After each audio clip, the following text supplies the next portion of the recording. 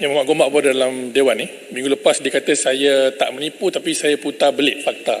Saya faham beliau perlu pertahankan status Selangor sebagai destinasi pelaburan. Tapi saya bukan nak bercakap perkara yang bagi saya bersifat picisan. Keputusan Goodyear adalah keputusan perniagaan mereka. Akan tetapi sudah ada siri-siri pelabur-pelabur awal menarik diri, Panasonic, Western Digital, dan pada hari minggu ini Perdana Menteri Thailand pergi ke Perancis dan mengumumkan Thailand berjaya menarik pelaburan daripada Michelin dengan jumlah pelaburan berjumlah 1.5 bilion ringgit.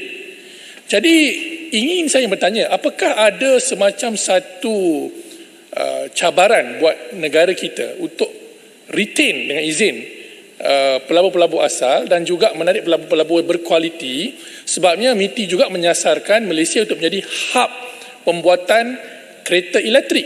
Tapi kalau tayar pun kita tak boleh nak jaga kilang buat tayar, macam mana nak tarik kilang-kilang lain? Jadi apakah ada, sebab itu Tan Sri Rafidah, mantan Menteri MITI, bersuara. Saya berbahasa itu, saya terbaca dengan laporan tentang Tan Sri Rafidah. Jadi apa komen MITI? Are we losing competitiveness in this area? Thank you.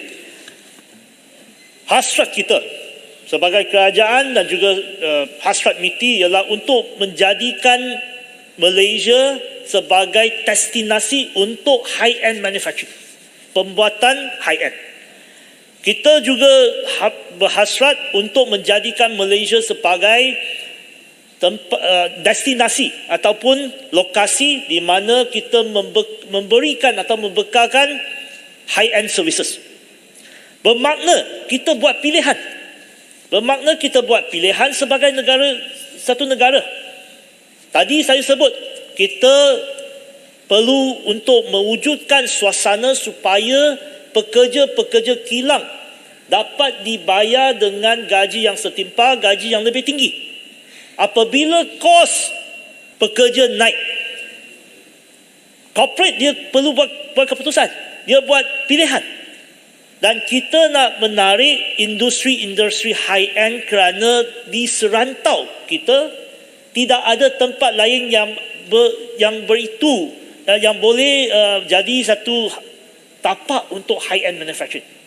Dan saya cadang kepada Macang, boleh baca apa yang ditulis oleh Financial Times semalam, supaya memberi gambaran yang betul.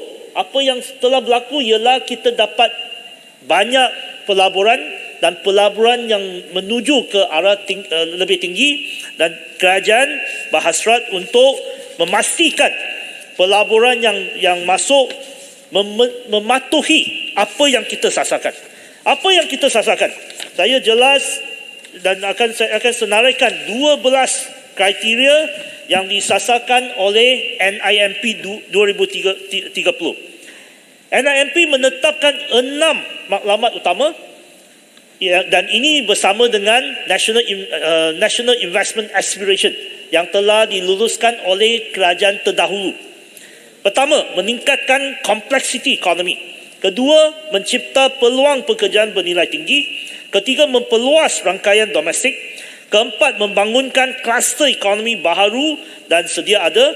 Kelima, mempertingkatkan keterangkuman. Dan keenam, mempertingkatkan penerapan ESG. Ini adalah 6 maklumat yang telah digariskan oleh kerajaan terdahulu dan disambung, diikuti oleh dan diterap masuk dalam NIMP.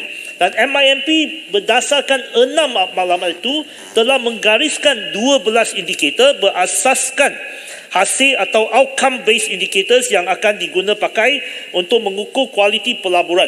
Okay, we are talking about quality investment. Okay, ini adalah 12 indikator. Pertama, meningkatkan usaha dalam aktiviti bernilai tambah tinggi. Kedua, mempercepat pembangunan aktiviti penyelidik dan pembangunan R&D serantau. Ketiga, mencipta peluang pekerjaan berkemahiran tinggi. Keempat, meningkatkan paras gaji pekerja terutamanya dalam industri pembuatan. Kelima, melahirkan PKS yang mampu untuk berdaya saing di peringkat global. Keenam, mendalamkan integrasi rantaian bekalan tempatan. Ketujuh, meletakkan sektor pembuatan teknologi bernilai tinggi pada kedudukan yang lebih strategik. Kelapan, membangunkan kluster baharu dalam menangani pasaran yang berkembang seperti 4IR atau digital. Kesembilan, merintis pembangunan sektorial dan serantau di negara. Kesepuluh, penyertaan daripada negeri-negeri kurang membangun dalam pembuatan nilai tambah. Kesebelas, mengurangkan risiko atau de-risking ekonomi dalam menangani faktor-faktor ESG. Kedua-belas, memenuhi komitmen untuk mencapai sasaran pelepasan karbon sifar bersih atau net zero. Negara kita membangunkan sektor EV dan negara kita juga ada syarikat-syarikat tayar yang lain. Bukan saja Goodyear saja.